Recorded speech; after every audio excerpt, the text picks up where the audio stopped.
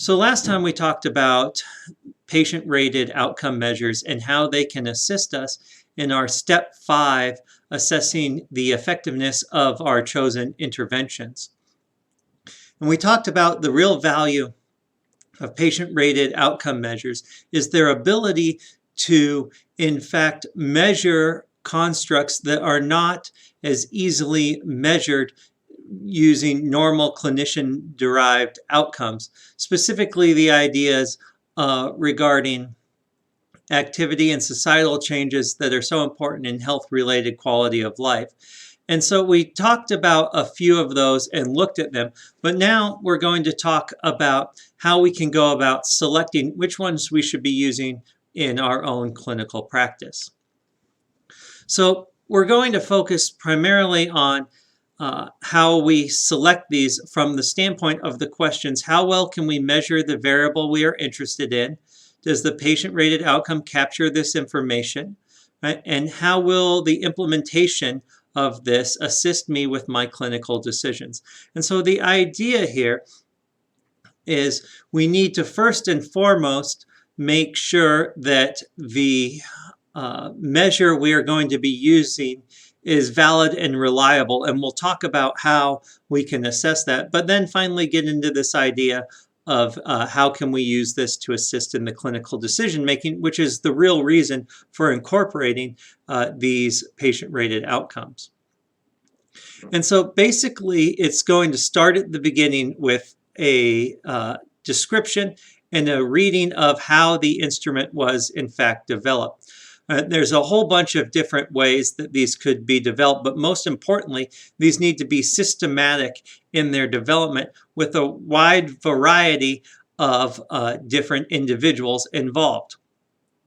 And so most of the time when these are developed, it starts with a group of stakeholders that all have expertise either from personal experience as patients or as experts in the area, and they start to design a list of questions, and then they're going to pare it down to what's most important. But when we're looking at these, we need to really understand, does this instrument measure what it intends to measure, right?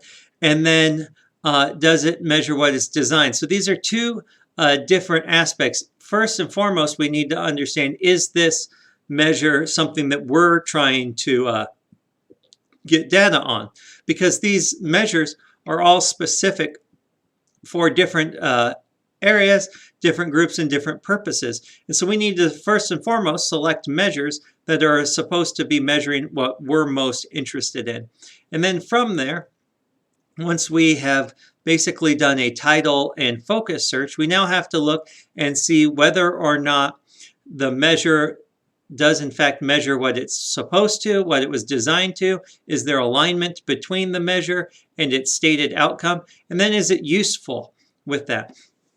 So you first start off by assessing this by the same validity assessments that we did previously, with different components associated with that, with face and content validity often occurring at the same time, with this idea of, does the instrument ask the questions that are intended to, and is the construct of interest comprehensively sampled? So you can basically any expert can go through and look at the questions with that and say, first and foremost, are these questions in fact assessing the construct of interest?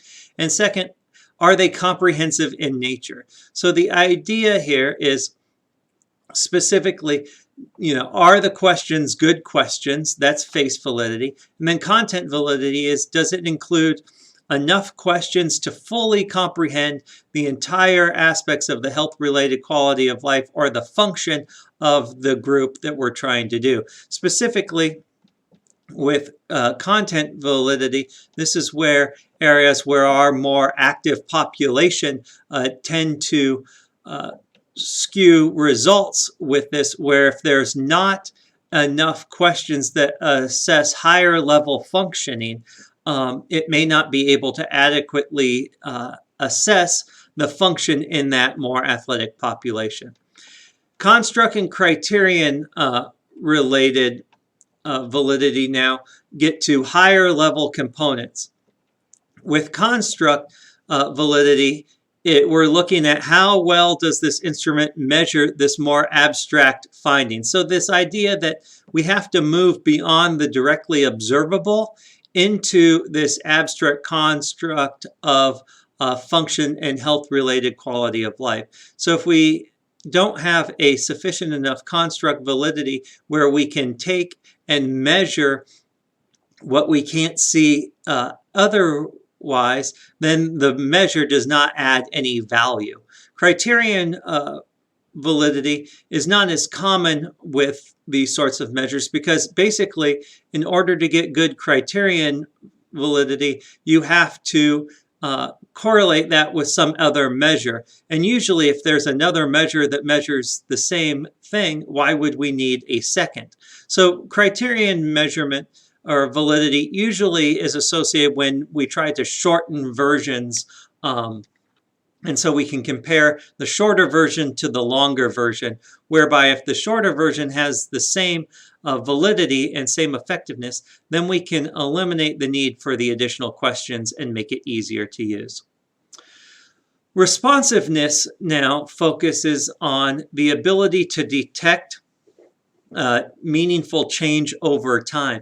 And so when we were looking at patient-rated outcomes, there were some that were simply binary in nature or single question studies. And with these measures, with yes and no, as well as just single question components, there's only the ability to detect rather large changes. You cannot change or measure the slight differences that might occur. And so you need to assess how responsive this is with different changes. And this is usually associated and calculated in the description research as the minimally clinically important difference. And we'll talk more about what this means, but basically we need to know what the difference is that is going to associate with actual change. And so most of these measures try to quantify this. That's the whole purpose of the patient-rated outcome. But we need to understand what the differences in numbers actually mean.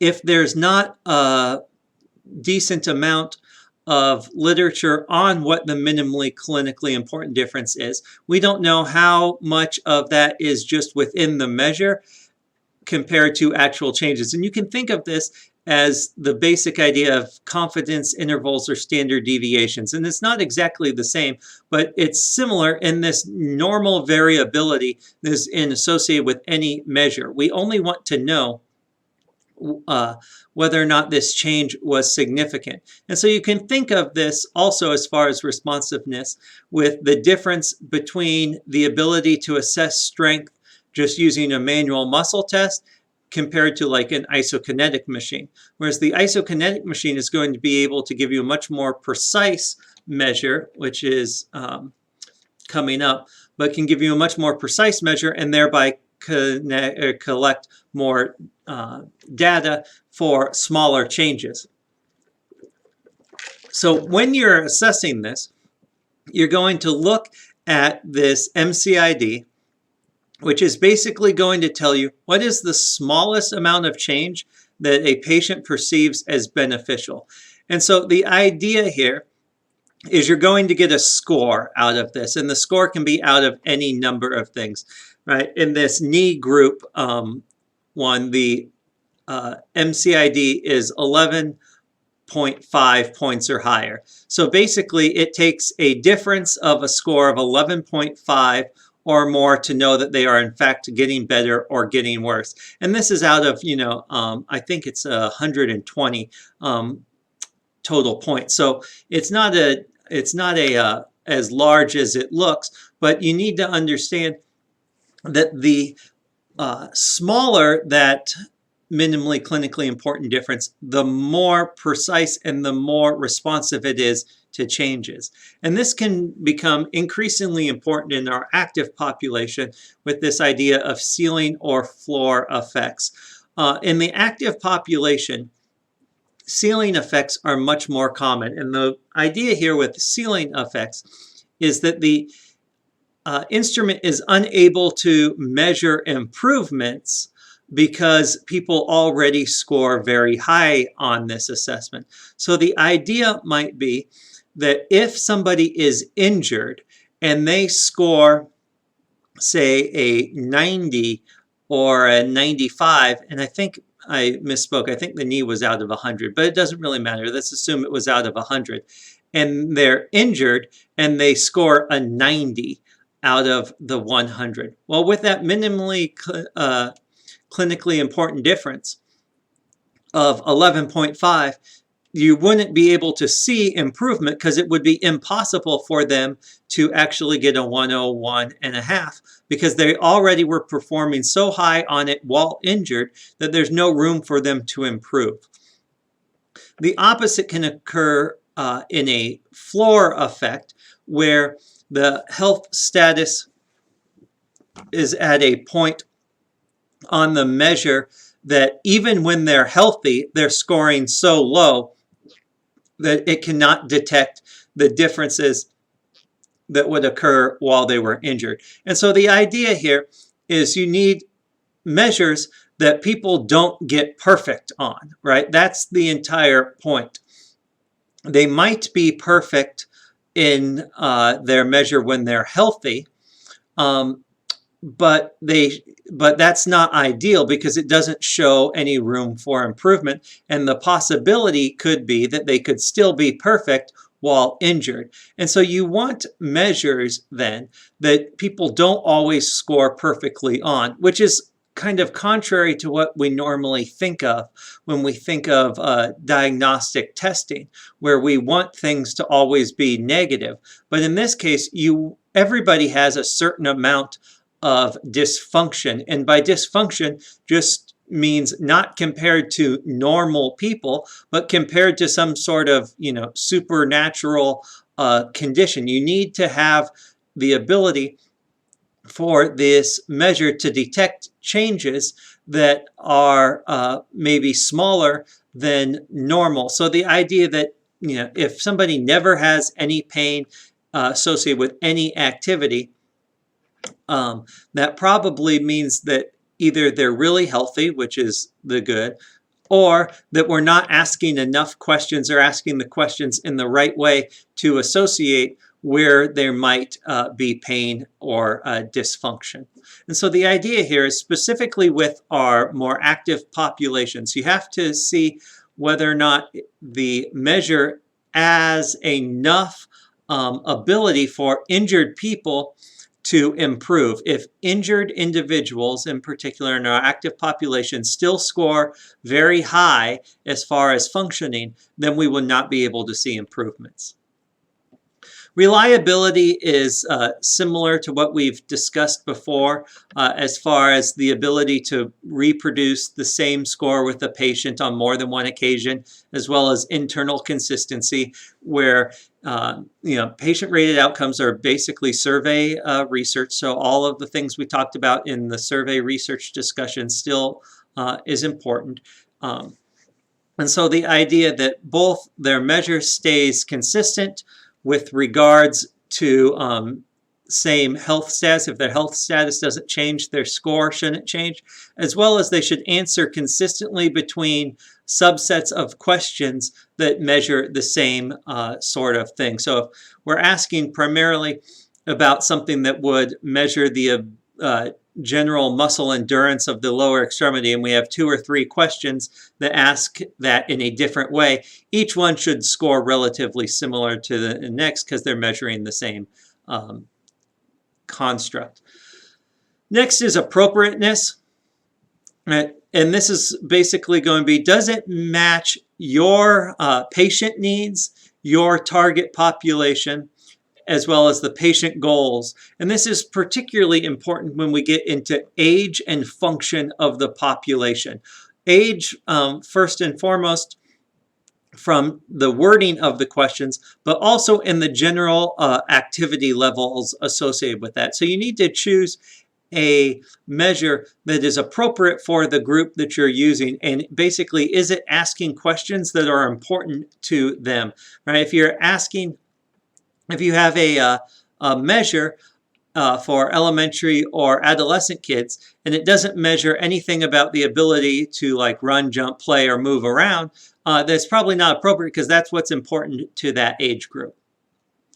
Right? And then precision kind of goes back to that minimally clinically important difference that we talked about before, and I mentioned a lot of that as well. But this is the idea of the ability to capture the full range of options. And we talked about the different response choices previously, but go through them here as well. Binary response scales just answer yes or no. And those are the only two options, which make it more difficult to assess any range. Visual analog scales and adjective-based scales are similar in nature, depending on how they go about being used, but the basic aspect is they're unipolar, meaning they only go in one direction. The idea that 0 on visual analog scales or adjective-based scales are now an absence of the construct, whereas a high score is increasing of the construct. And Likert scales are more bipolar in nature, where you might have, or you would have the two extremes. You would have something like much worse and then much better on the two extremes, where then the middle value actually represents a complete absence of the construct. And then interpretability comes into play. How complicated are these to interpret? Some of these have some more sophisticated math associated with them. Some also require additional trainings. And so you have to understand where those become as far as interpretability. And then finally, acceptability. This has to do with the idea that is the patient willing to actually apply this and fill this out? And this can be greatly supported by the clinician showing value for this. But we've all been asked to take surveys, and there are different surveys that you like and some that you don't like. And it depends on how much you, in fact, value that information and how much you are willing then to take your time to apply the necessary attention to filling out that survey. And so this idea of, basically functionality as well from the patient standpoint. And then it also needs to be feasible for its clinician friendliness, right? As far as costs, scoring, ease to administer and interpret. If it's not feasible for you to actually use this measure, then you're not going to, and so it's irrelevant, the rest of the different components. And so we talked a little bit about how well the measure of the variable we're interested in, just basically this idea of, does the measure that we're interested in, is there a PRO that matches that? Then we spent a lot of time talking about whether it captures the information we're looking for, the difference between face, content, criterion, validity, as well as the reliability of that. And then the implementation, will it assist me with my clinical decision making as far as the feasibility and acceptability of the study?